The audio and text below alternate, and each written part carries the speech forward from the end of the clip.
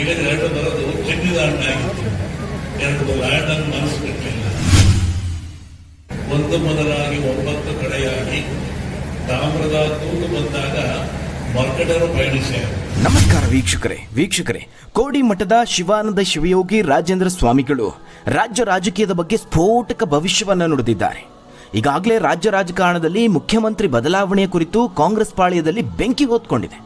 50-50 power sharing ಒಪ್ಪಂದ ಆಗಿದೆ ಅನ್ನುವ ವಿಚಾರ ಹೊರಬೀಳ್ತಿದ್ದಂತೆ ಕಾಂಗ್ರೆಸ್ನ ಹಲವು ಪ್ರಮುಖ ಹಿರಿಯ ನಾಯಕರಲ್ಲಿ ಸಿಎಂ ಆಗುವ ಕನಸು ಚಿಗುರೊಡೆದಿದೆ. ನವೆಂಬರ್ ವೇಳೆಗೆ ಕಾಂಗ್ರೆಸ್ ಸರ್ಕಾರಕ್ಕೆ 2.5 ವರ್ಷ ತುಂಬುತ್ತಾ ಇದೆ. ಅಧಿಕಾರ ಹಂಚಿಕೆ ಪ್ರಕಾರ ಸಿದ್ದರಾಮಯ್ಯ ಅವರು ಕೆಳಗಿಳಿಬೇಕಾಗುತ್ತೆ. ಹೀಗಾಗಿ ಹಲವರು ನಾ ಮುಂದು ತಾ ಮುಂದು ಅಂತ ಕುರ್ಚಿ ಹಿಂದೆ ಬಿದ್ದಿದ್ದಾರೆ. ಈಗಾಗಲೇ ಅದರಲ್ಲಿ ಕೆಲವರು ಬಹಿರಂಗವಾಗಿ ತಾನು ಸಿಎಂ ಆಕಾಂಕ್ಷಿ ಅನ್ನೋದನ್ನು ಹೇಳಿಕೊಂಡಿದ್ದಾರೆ. ಇನ್ನು ಡಿ.ಕೆ. ಶಿವಕುಮಾರ್ ಅವರಂತೂ ಜಿದ್ದಿಗೆ ಬಿದ್ದವರಂತೆ ಕುರ್ಚಿ ಪಡಿಲೇಬೇಕು ಅಂತ ಹಠಕ್ಕೆ ಬಿದ್ದಿದ್ದಾರೆ. ಬಹಿರಂಗವಾಗಿಯೇ ಕುರ್ಚಿ ಒಪ್ಪಂದ ಆಗಿರೋದು ನಿಜ ಅಂತ ಹೇಳಿಕೊಂಡಿದ್ದಾರೆ. ಮುಖ್ಯಮಂತ್ರಿ ಕುರ್ಚಿಗಾಗಿ ಕಿತ್ತಾಟ ನಡೆಯುತ್ತಿರುವಂತಹ ಈ ಸಂದರ್ಭದಲ್ಲೇ ಕೋಡಿ ಮಠದ ಶ್ರೀಗಳು ಸ್ಫೋಟಕ ಭವಿಷ್ಯವನ್ನು ನುಡಿದಿದ್ದಾರೆ. ಸಿದ್ದರಾಮಯ್ಯ ಅವರಿಗೆ ಭಾರಿ ಕಹಿ ಸುದ್ದಿ ನೀಡಿದ್ದಾರೆ. ಯುಗಾದಿಯ ನಂತರದಲ್ಲಿ ಎಲ್ಲವೂ ಬದಲಾಗುತ್ತೆ, ಆ ನಂತರದಲ್ಲಿ ನಾನು ಭವಿಷ್ಯವನ್ನು ನುಡಿತೀನಿ ಅಂತ ಕೆಲವೇ ದಿನಗಳ ಹಿಂದಷ್ಟೇ ಹೇಳಿದರು. ಆ ಸಂದರ್ಭದಲ್ಲಿ ಸರ್ಕಾರಕ್ಕೇನು ತೊಂದರೆ ಇಲ್ಲ, ಕುರ್ಚಿ ಬಗ್ಗೆ ಯುಗಾದಿಯ ನಂತರದಲ್ಲಿ ರಾಜಕೀಯದ ಸಂಪೂರ್ಣ ಭವಿಷ್ಯವನ್ನು ನುಡಿತೀನಿ ಅಂತ ಹೇಳಿದರು. ಇದೀಗ ಕೋಡಿ ಶ್ರೀಗಳು ಹಲವರಿಗೆ ಶಾಕ್ ಕೊಟ್ಟಿದ್ದಾರೆ. ಡಿ.ಕೆ. ಶಿವಕುಮಾರ್ ಅಲ್ಲ, ಸಿದ್ದರಾಮಯ್ಯ ಅವರೂ ಅಲ್ಲ, ಕಾಂಗ್ರೆಸ್ನ ಪ್ರಮುಖ ನಾಯಕರೊಬ್ಬರು ಮುಖ್ಯಮಂತ್ರಿ ಆಗಲಿದ್ದಾರೆ ಅನ್ನುವ ಅಚ್ಚರಿಯ ಸ್ಫೋಟಕ ಭವಿಷ್ಯವನ್ನು ನುಡಿದಿದ್ದಾರೆ. ಆ ಮೂಲಕ ಡಿ.ಕೆ. ಶಿವಕುಮಾರ್ ಅವರಿಗೆ ಮಾತ್ರವಲ್ಲದೆ ಸಿದ್ದರಾಮಯ್ಯ ಅವರಿಗೂ ದೊಡ್ಡ ಶಾಕ್ ನೀಡಿದ್ದಾರೆ. ಹಾಗಾದ್ರೆ ಕೋಡಿ ಶ್ರೀಗಳು ಹೇಳಿದ ಆ ಅಚ್ಚರಿಯ ಭವಿಷ್ಯ ಏನು?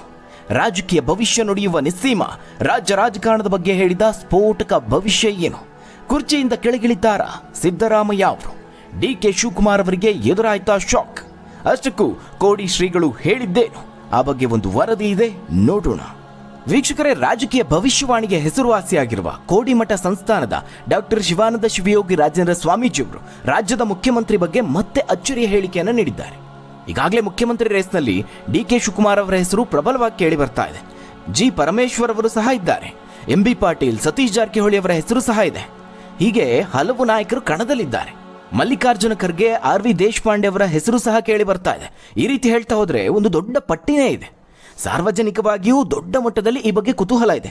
ಆದರೆ ಈಗ ಕೋಡಿ ಶ್ರೀಗಳು ಈ ಎಲ್ಲಾ ಕುತೂಹಲಗಳಿಗೆ, ಗೊಂದಲಗಳಿಗೆ ಬ್ರೇಕ್ ಹಾಕಿದ್ದಾರೆ ಅಂತ ಹೇಳ್ಬೋದು. ಇದೇ ನಾಯಕನಿಗೆ ಮುಖ್ಯಮಂತ್ರಿ ಪಟ್ಟ ಸಿಗುತ್ತೆ ಅಂತ ಕೋಡಿ ಶ್ರೀಗಳು ಹೇಳಿದ್ದಾರೆ. ಇತ್ತೀಚೆಗೆ ನಡೆದಂತಹ ಒಂದು ಕಾರ್ಯಕ್ರಮದಲ್ಲಿ ಈ ವರ್ಷದ ಭವಿಷ್ಯವನ್ನ ಹೇಳಿದ್ರು. ಅಂದ್ರೆ 2025ರ ಯುಗಾದಿ ನಂತರದ ಭವಿಷ್ಯ. ಇದೇ ಸಂದರ್ಭದಲ್ಲಿ ಕರ್ನಾಟಕದ ಮುಂದಿನ ಮುಖ್ಯಮಂತ್ರಿ ಯಾರು ಅನ್ನೋ ಬಗ್ಗೆ ಮಹತ್ವದ ಹೇಳಿಕೆಯನ್ನು ಕೊಟ್ಟಿದ್ದಾರೆ.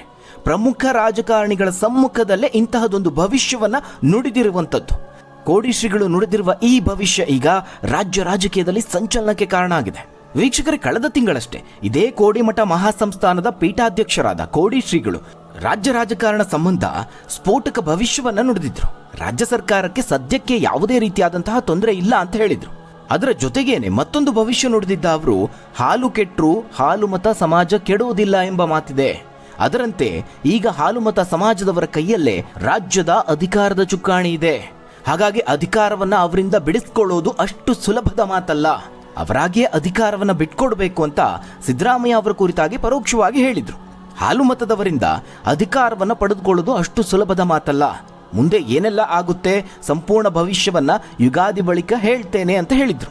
ವೀಕ್ಷಕರೇ, ಕೋಡಿ ಶ್ರೀಗಳ ಈ ಹಿಂದಿನ ಭವಿಷ್ಯವಾಣಿಯ ಪ್ರಕಾರ ಸಿದ್ದರಾಮಯ್ಯ ಅವರನ್ನ ಸಿಎಂ ಸ್ಥಾನದಿಂದ ಕೆಳಗಿಳಿಸೋದು ಸುಲಭದ ಮಾತಲ್ಲ. ಒಂದು ವೇಳೆ ಸಿದ್ದರಾಮಯ್ಯ ಅವರೇ ಅಧಿಕಾರವನ್ನ ಬಿಟ್ಕೊಡ್ಬೇಕು, ಅದನ್ನು ಹೊರತುಪಡಿಸಿ ರಾಜ್ಯದಲ್ಲಿ ಸದ್ಯಕ್ಕೆ ಸಿಎಂ ಬದಲಾವಣೆ ಸಾಧ್ಯವೇ ಇಲ್ಲ ಅನ್ನೋ ರೀತಿಯಲ್ಲಿ ನಾವು ಅರ್ಥೈಸಿಕೊಂಡಿದ್ವಿ. ಆದರೆ ಇದು ಯುಗಾದಿಗೂ ಮುಂಚಿನ ಭವಿಷ್ಯ. ಇದೀಗ ಯುಗಾದಿ ಬಳಿಕ ಕೋಡಿ ಶ್ರೀ ಅವರು ಮತ್ತೆ ರಾಜ್ಯದ ಮುಖ್ಯಮಂತ್ರಿಯ ಬಗ್ಗೆ ಮಾತನಾಡಿದ್ದಾರೆ. ವೀಕ್ಷಕರೇ, ವಿಜಯಪುರ ಜಿಲ್ಲೆಯ ಆಲ್ಮೇಲ ತಾಲೂಕಿನ ಕಡನಿ ಗ್ರಾಮದಲ್ಲಿ ಒಂದು ಸಾಮೂಹಿಕ ವಿವಾಹ ಕಾರ್ಯಕ್ರಮ ನಡೆಯಿತು. ಇದರಲ್ಲಿ ಕೋಡಿ ಶ್ರೀಗಳು ಸಹ ಭಾಗವಹಿಸಿದ್ರು. ಇದೇ ವೇದಿಕೆಯಲ್ಲಿ ಅವರು ಕರ್ನಾಟಕದ ಮುಂದಿನ ಮುಖ್ಯಮಂತ್ರಿ ಯಾರು ಅನ್ನೋ ಬಗ್ಗೆ ಮಹತ್ವದ ಹೇಳಿಕೆಯನ್ನು ಕೊಟ್ಟಿದ್ದಾರೆ. ಉತ್ತರ ಕರ್ನಾಟಕದ ನಾಯಕನಿಗೆ ಸಿಎಂ ಸ್ಥಾನ ಸಿಗುವ ಬಗ್ಗೆ ಭವಿಷ್ಯವನ್ನು ನುಡಿದಿದ್ದಾರೆ. ಅಷ್ಟು ಮಾತ್ರ ಅಲ್ಲ, ಇದೇ ವೇದಿಕೆಯಲ್ಲೇ ಮುಂದಿನ ಮುಖ್ಯಮಂತ್ರಿ ಯಾರು ಅನ್ನುವ ಹೆಸರನ್ನು ಸಹ ಬಹಿರಂಗಪಡಿಸಿದ್ದಾರೆ. ಈ ಒಂದು ಹೆಸರನ್ನು ಬಹಿರಂಗಪಡಿಸುವುದಕ್ಕೂ ಮುಂಚೆ ಹಲವು ಮಾರ್ಮಿಕ ಮಾತುಗಳನ್ನಾಡಿದ್ರು. ಕಾಲಜ್ಞಾನ ಭವಿಷ್ಯದ ಬಗ್ಗೆ ಮಾತನಾಡಿದ್ರು. 100 ವರ್ಷಗಳ ಹಿಂದೆ ನುಡಿದಿದ್ದ ಕಾಲಜ್ಞಾನ ಈಗ ನಿಜವಾಗ್ತಿರೋದ್ರ ಬಗ್ಗೆ ಮಾತನಾಡಿದ್ರು. ಉದಾಹರಣೆ ಸಮೇತವಾಗಿ ಅವರು ವಿವರಿಸಿರುವಂಥದ್ದು, ಅಂದದ ಪಟ್ಟಣವ ಚಂದವೆನಬೇಡ, ಲೋಹದ ಗಿಳಿಗಳೆರಡು ಬಡಿದು ಚಿನ್ನಿದಾಂಡಾಡಿತು, ಈ ರೀತಿ 100 ವರ್ಷದ ಹಿಂದೆ ನಮ್ಮ ಕಾಲಜ್ಞಾನಿಗಳು ಈ ಮಾತನ್ನು ಹೇಳಿದ್ರು. ಅಂದದ ಪಟ್ಟಣ ಯಾವುದು ಅಂತ ಹೇಳಿದ್ರೆ ಅಮೆರಿಕ ದೇಶದಲ್ಲಿ ಪೆಂಟಗಾನ್ ನಗರವನ್ನು ಕಟ್ಟಿದ್ರು. ಅದು ಇತ್ತೀಚೆಗಷ್ಟೇ ಕಟ್ಟಿರುವಂಥದ್ದು. ಆದರೆ ಕಾಲಜ್ಞಾನಿಗಳು 100 ವರ್ಷದ ಹಿಂದೆ ಹೇಳಿದ್ರು, ನೀರಿನಿಂದ ಏನಾಗಬಾರ್ದು, ಗಾಳಿಯಿಂದ ಏನಾಗಬಾರ್ದು, ಪ್ರಕೃತಿಯಿಂದಲೂ ಏನಾಗಬಾರ್ದು ಅಂತ ಈ ಪಟ್ಟಣವನ್ನು ಕಟ್ಟಿದ್ರು. ಲಕ್ಷಾಂತರ ಜನವಾಸವಾಗಿದ್ರು. ವಿಜ್ಞಾನಕ್ಕೆ ಸವಾಲಾಗಿ ಆ ಪಟ್ಟಣವನ್ನು ಕಟ್ಟಿದ್ರು. ಆದರೆ ಲೋಹದ ಹಕ್ಕಿಗಳು ಬಡಿದವು. Laden ಫ್ಲೈಟ್ನಲ್ಲಿ bomb ಹಾಕಿಸಿದ. ದೈತ್ಯ ಕಟ್ಟಡವೇ ಚೂರಾಯಿತು. 100 ವರ್ಷಗಳಿಂದ ನಮ್ಮವರು ಹೇಳಿದ ಮಾತು ಏನಾಯಿತು? ನಾವು ಕಾಲಜ್ಞಾನದ ಮೂಲಕವಾಗಿ ಹೇಳಿರುವಂಥದ್ದು ಅಂತ ಕೋಡಿ ಶ್ರೀಗಳು ಉದಾಹರಣೆ ಸಮೇತವಾಗಿ ಕಾಲಜ್ಞಾನ ಯಾವ ರೀತಿ ನಿಜವಾಗ್ತಾ ಬಂದಿದೆ ಅನ್ನೋದನ್ನು ವಿವರಿಸಿದ್ರು. ಅದು ಮಾತ್ರ ಅಲ್ಲ, ಭಾರತದಲ್ಲಿ ಬ್ರಿಟಿಷರ ಆಳ್ವಿಕೆ ಕೊನೆಗೊಳ್ಳುವ ಬಗ್ಗೆ ಕಾಲಜ್ಞಾನದಲ್ಲಿ ಉಲ್ಲೇಖ ಆಗಿತ್ತು ಅನ್ನೋದನ್ನು ಕೋಡಿ ಶ್ರೀಗಳು ವಿವರಿಸಿದ್ರು. ಮುಂದೆ ಬ್ರಿಟಿಷರ ಆಳ್ವಿಕೆಯ ಬಗ್ಗೆ ಕಾಲಜ್ಞಾನದಲ್ಲಿ ಉಲ್ಲೇಖ ಮಾಡ್ತಾರೆ. 1 ಮೊದಲಾಗಿ 9 ಕಡೆಯಾಗಿ ತಾಮ್ರದ ತೂತು ಬಂದಾಗ ಮಕ್ಕಳರು ಪ್ರಯಾಣಿಸಿದಿರುವಂತ ಕಾಲಜ್ಞಾನದಲ್ಲಿ ಮೊದಲೇ ಉಲ್ಲೇಖ ಆಗಿತ್ತು ಅನ್ನೋದನ್ನ ಕೋಡಿ ಶ್ರೀಗಳು ಬಹಿರಂಗಪಡಿಸಿದ್ರು. ಇದರಲ್ಲಿ 1 ಮೊದಲಾಗಿ 9 ಕಡೆಯಾಗಿ ಅಂದ್ರೆ ಈ ದೇಶವನ್ನಾಳಿದ ಬ್ರಿಟಿಷರ ಪೈಕಿ 9 ಜನ ವೈಸ್ರಾಯ್ಗಳು. ತಾಮ್ರದ ತೂತು ಬಂದಾಗ ಅಂದ್ರೆ 1943-47 ಅವಧಿಯಲ್ಲಿ ತಾಮ್ರದ ಬಿಲ್ಲೆ ಅಥವಾ ತೂತು ಬಿಲ್ಲೆ ಅನ್ನುವ ಕರೆನ್ಸಿ ನಾಣ್ಯ ಬಿಡುಗಡೆ ಆಯಿತು. ಇದು ಬ್ರಿಟಿಷರ ಆಡಳಿತದ ಕೊನೆಯ ಅವಧಿ. ಅಂದ್ರೆ 1943-47 ಅವಧಿಯಲ್ಲಿ ಕೊನೆಯ ವೈಸ್ರಾಯ್ ಭಾರತವನ್ನ ಆಳಿದ್ದು. ಈ ರೀತಿಯಾಗಿ ಕಾಲಜ್ಞಾನದ ಬಗ್ಗೆ ಕೋಡಿ ಶ್ರೀಗಳು ಉದಾಹರಣೆ ನೀಡಿದ್ರು. ಇನ್ನು ಮುಂದುವರೆದು ಅದೇ ರೀತಿಯಾಗಿ ಕಬ್ಬಿಣ ಓಡುತ್ತಿದೆ, ಕಟ್ಟಿಗೆ ಹಾಡುತ್ತಿದೆ, ಅಬ್ಬಬ್ಬ ಗಾಳಿ ಮಾತಾಡಿದೆ. ಇದು ರೈಲಿನ ಆವಿಷ್ಕಾರವನ್ನ ಹೇಳಿರುವಂಥದ್ದು. ಕಬ್ಬಿಣ ಓಡುತ್ತಿದೆ ಅಂದ್ರೆ ಉಗಿಬಂಡಿ ಹಳಿಯ ಮೇಲೆ ಓಡ್ತಿದೆ ಎಂದರ್ಥ. ಇನ್ನು ಗಾಳಿ ಮಾತಾಡಿದೆ ಅಂದ್ರೆ ಮೊಬೈಲ್ ಆವಿಷ್ಕಾರದ ಬಗ್ಗೆ ಹೇಳಿರುವಂಥದ್ದು. ಮೊಬೈಲ್ ಮೂಲಕ ಗಾಳಿಯಲ್ಲೇ ಸಂವಹನ ನಡೆಸುವಂಥದ್ದು. ಇದು ಮಾತ್ರ ಅಲ್ಲ, ಕಾಲಜ್ಞಾನಿಗಳು ಕಲ್ಲಿನ ಕೋಳಿ ಕೂಗಿತು ಅಂತಲೂ ಹೇಳಿದ್ದಾರೆ. ಆ ಸಂದರ್ಭದಲ್ಲಿ ಅದು ಹೇಗೆ ಸಾಧ್ಯ ಅಂತ ಜನರು ಅಚ್ಚರಿಪಟ್ಟಿದ್ರು. ಆದರೆ ಕಾಲಜ್ಞಾನಿಗಳು ಎಷ್ಟು ಭವಿಷ್ಯದ ಬಗ್ಗೆ ಆಳವಾಗಿ ತಿಳಿದಿದ್ರು ಅಂದ್ರೆ, ಈಗ ನಾವು ಈ ಕಾಲದಲ್ಲಿ ಬಳಸ್ತಿರುವಂತಹ ಮೊಬೈಲ್ನಲ್ಲಿರುವ ಸಿಮ್ ಒಂದು ಲೋಹದಿಂದ ಮಾಡಿರುವಂಥದ್ದು. ಇದನ್ನೇ ಕಾಲಜ್ಞಾನದಲ್ಲಿ ಉಲ್ಲೇಖ ಮಾಡಿದ್ರು. ಕಾಲಜ್ಞಾನದ ಭವಿಷ್ಯ ಎಂದಿಗೂ ಸುಳ್ಳಾಗಿಲ್ಲ ಅಂತ ಕೋಡಿ ಶ್ರೀಗಳು ಹೇಳಿರುವಂಥದ್ದು. ಇವತ್ತು ಎಲ್ಲ ಕಡೆಗಳಲ್ಲಿ ಭೂಕಂಪ ಆಗ್ತಾ ಇದೆ. ನಾನು ಈ ಬಗ್ಗೆ ಮೊದಲೇ ಹೇಳಿದ್ದೆ. 2 ತಿಂಗಳಲ್ಲಿ ವಿಪರೀತ ಮಳೆ ಆಗುತ್ತೆ, ಭೂಕಂಪ ಆಗುತ್ತೆ ಅಂತ ಜನ ಸಾಯ್ತಾರೆ ಅಂತಲೂ ಹೇಳಿದ್ದೆ. ದೊಡ್ಡ ದೊಡ್ಡ ಪಟ್ಟಣಗಳು ನಡುಗುತ್ತವೆ ಅಂತಲೂ ಹೇಳಿದ್ದೆ. ಈ ಭೂಕಂಪದ ಬಗ್ಗೆ ನಾವೇನಾದರೂ ಹೇಳಿದ್ರೆ ಅದಕ್ಕೆ ವೈಜ್ಞಾನಿಕ ಹಿನ್ನೆಲೆ ಇರಬೇಕು, ಸುಮ್ಮನೆ ಹೇಳುವಂಥದ್ದಲ್ಲ. ಕಾಲಜ್ಞಾನದಲ್ಲಿ ಹೇಳ್ತಾರೆ, ಕಟ್ಟೆ ಇಲ್ಲದ ಬಾವಿ ಹುಟ್ಟಿ ನೆಟ್ಟಲಿ ಸುರಂಗವ ಕೊರೆದು ಗಟ್ಟಿ ಭೂಮಿ ಬಟ್ಟ ಬಯಲಾಯಿತು. ಈ ರೀತಿ ಕಾಲಜ್ಞಾನದಲ್ಲಿ ಉಲ್ಲೇಖ ಆಗಿದೆ. ಇವತ್ತು ಒಂದು ಕಲ್ಲು ಬಂಡೆ ಒಡೆಯಬೇಕಾದ್ರೆ ಕಲ್ಲನ್ನು ಒಡೆಯುವವನು 4 ತೂತುಗಳನ್ನು ಮಾಡಿ ತಂತ್ರಜ್ಞಾನವನ್ನು ಬಳಸಿ ಒಡೆಯುತ್ತಾನೆ. ಅದೇ ರೀತಿ ಈಗ ಬೋರ್ವೆಲ್ ಸಹ ಬಂದಿದೆ. ನೆಟ್ಟಲಿ ಸುರಂಗವ ಕೊರೆದು ಅಂದ್ರೆ ನೇರವಾಗಿ ಭೂಮಿಗೆ ಸುರಂಗವನ್ನ ಕೊರೆದು ಅಂತ. ಆದರೆ ಈ ಹಿಂದೆ ಏನ್ ಮಾಡ್ತಾ ಇದ್ರು? ಬಾವಿ ತೋಡ್ತಾ ಇದ್ರು. ಕೇವಲ 40 ಅಡಿಗೆಲ್ಲ ನೀರು ಸಿಗ್ತಾ ಇತ್ತು. ಸೀಪೇಜ್ ನೀರು ಆರೋಗ್ಯಕ್ಕೂ ಒಳ್ಳೆಯದಿತ್ತು. ಆದರೆ ಈಗ ಜಗತ್ತಿನಾದ್ಯಂತ ಮಿಲಿಯನ್ ಗಟ್ಟಲೆ ಬೋರ್ವೆಲ್ ತೋಡಿದ್ದಾರೆ.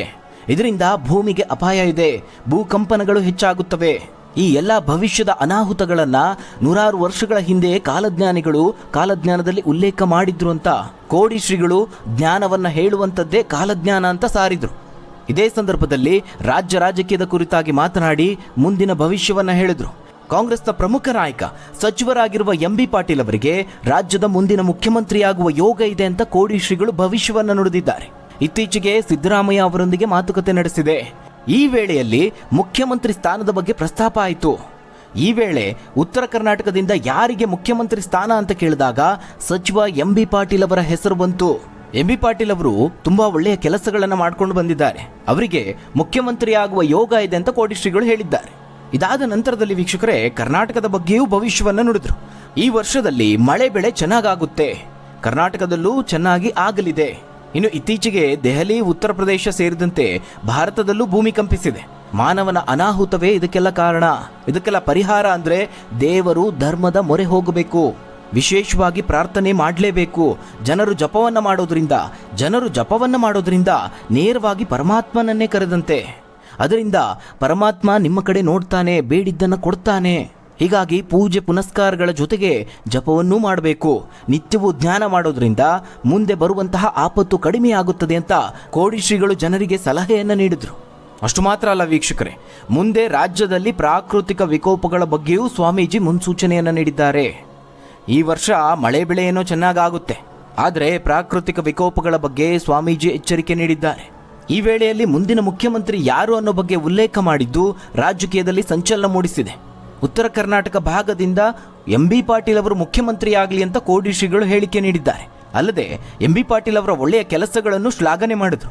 ಹಾಗಾಗಿ ಉತ್ತರ ಕರ್ನಾಟಕ ಭಾಗದ ನಾಯಕರ ಪೈಕಿ ಎಂಬಿ ಪಾಟೀಲ್ ಅವರಿಗೆ ಮುಖ್ಯಮಂತ್ರಿಯಾಗುವ ಯೋಗ ಇದೆ ಅಂತ ಹೇಳಿದ್ರು. ಕೋಡಿ ಶ್ರೀಗಳ ಈ ಭವಿಷ್ಯ ಈಗ ಚರ್ಚೆಗೆ ಗ್ರಾಸವಾಗಿದೆ. ಹಾಗಾದ್ರೆ ವೀಕ್ಷಕರೇ, ಕೋಡಿ ಶ್ರೀಗಳು ನುಡಿದಿರುವಂತಹ ಈ ಭವಿಷ್ಯದ ಬಗ್ಗೆ ನೀವೇನಂತೀರಾ? ರಾಜ್ಯದ ಮುಂದಿನ ಮುಖ್ಯಮಂತ್ರಿ ಯಾರಾಗಬೇಕು? ತಪ್ಪದೆ ನಿಮ್ಮ ಅನಿಸಿಕೆ ಅಭಿಪ್ರಾಯವನ್ನ ಕಮೆಂಟ್ ಮೂಲಕವಾಗಿ ತಿಳಿಸಿ. ಧನ್ಯವಾದಗಳು ವೀಕ್ಷಕರೇ.